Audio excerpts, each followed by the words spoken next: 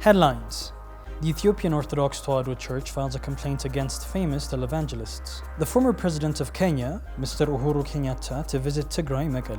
Good evening, ladies and gentlemen. This is your evening news from African Renaissance Television Services with me, your anchor, Yabsar Ndumtaka. Stay tuned.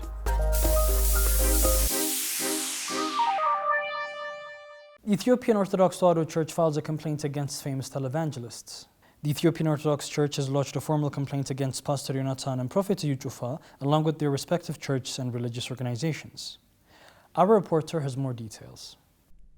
The complaint lodged implores the federal police to begin a criminal investigation against Pastor Yonatan and Prophet Yuchufa. According to the complaint, the televangelists mentioned have been dragging the good name of the Ethiopian Orthodox Tewahedo Church through the mud. In the complaint, they mentioned Pastor Yonatan, who is the founder of the New Testament priesthood, and what he did as an example of defamation. On December 1 and December 13, Pastor Yonatan took a book of faith called Miracle Mariam, that is a religious book of the Orthodox Tewahedo Christians, and spread false information and hateful speech by saying that worshipping Mary, Gabriel, and Mercurius is adultery, which the church does not believe in. This and more was said by the two televangelists to spread wrong information about the Ethiopian Orthodox Tewahedo Church, according to the complaint lodged by the Law Service Department of the Patriarchate's head office.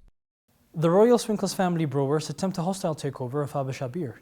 The world-famous Royal Swinkles family Brewers is trying to acquire a local brewing company by initiating a hostile takeover. Our reporter has more details. The famous Dutch brewing company has breweries across the world, including Ethiopia, with Habesha beer, one of the most famous beer brands in Ethiopia, being a brewery company established by the Royal Swinkles family Brewers. Recently, said Dutch brewing company has tried to buy all the shares of Habesha beer by offering 2,500 birr per share, but was met with the resistance due to a small amount of money offered. Surprisingly, the Royal Swinkles family Brewers have now initiated a hostile takeover of the company by telling shareholders to take their shares at 150% profits. The former president of Kenya, Mr. Uhuru Kenyatta, says he will come to visit Tigray, Mekelle region. After the third high-level meeting between Ethiopian government and TPLF officials, the parties have agreed on the modalities to be used in evaluating the Pretoria peace deals, according to the statement made by the former Kenyan president, Uhuru Kenyatta. Our reporter has more details. Former President Kenyatta, panel member and co-facilitator for the high-level AU commission which is overseeing ongoing peace efforts for the war in Tigray, gave a media briefing in Nairobi where the third high-level meeting is taking place between Ethiopian government officials and TPLF representatives.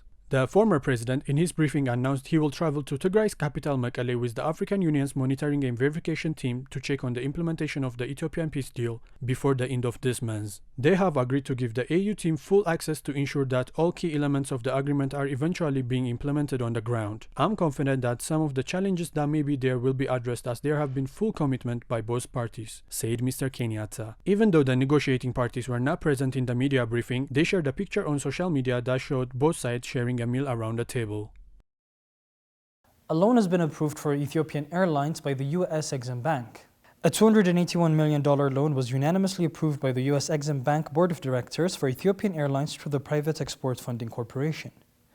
Our reporter has more details.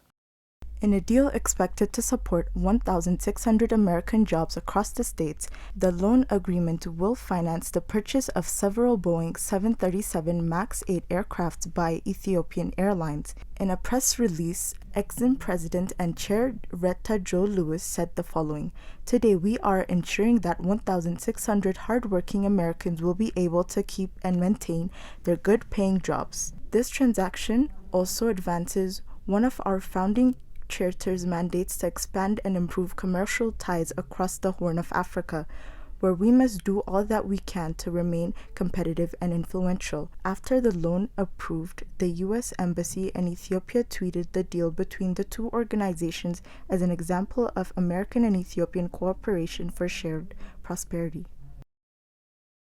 These were the news we had for you for tonight. Once again, I'm Yabsar Ndumtaka from African Renaissance Television Services. Thank you for watching.